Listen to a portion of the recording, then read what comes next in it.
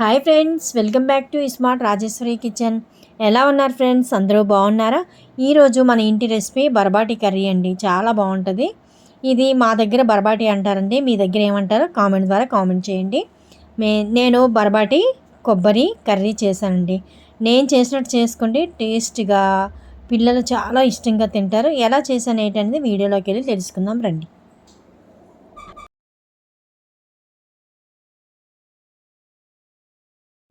ముందుగా చూసారు కదా, ఇది పొడవ చిక్కడి అంటారు, అలాగే బరబాటి అంటారు. మేమైతే బరబాటి అంటామండి. అవి ముక్కలు కట్ చేసుకొని ఇలాగా వాటర్ వేసుకొని కొద్దిగా సాల్టు అలాగే పసుపు వేసి హాఫ్ బాయిల్ చేసుకోనండి.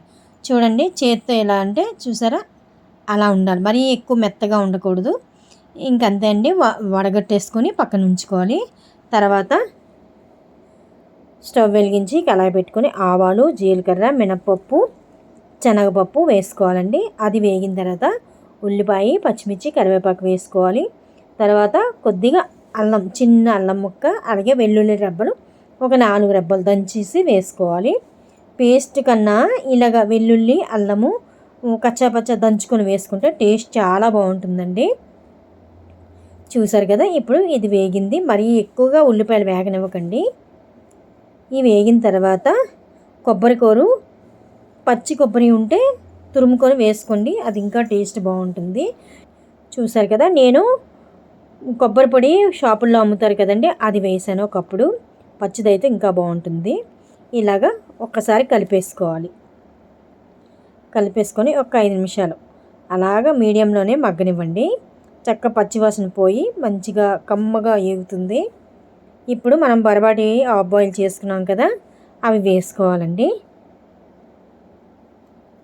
వేసుకొని బాగా అందులో మన కొబ్బరి, ఉల్లిపాయ ఇవన్నీ ఉన్నాయి కదా, ఆ పోపుల్లో బాగా మగ్గాలి. ఒక 5 నిమిషాలు మగ్గిన తర్వాత కొద్దిగా సాల్టు అలాగే కొద్దిగా కారం వేసుకోండి. మీరు ఎంత తింటారో చూసుకొని కారం వేసుకోండి. వేసుకొని ఒక్కసారి మళ్ళీ కలిపేసుకొని అలా మూత పెట్టి మళ్ళీ ఒక 5 నిమిషాలు మగ్గనివ్వండి.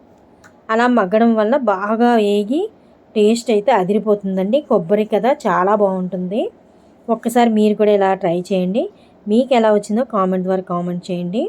చూసారా ఎంత బాగుందో.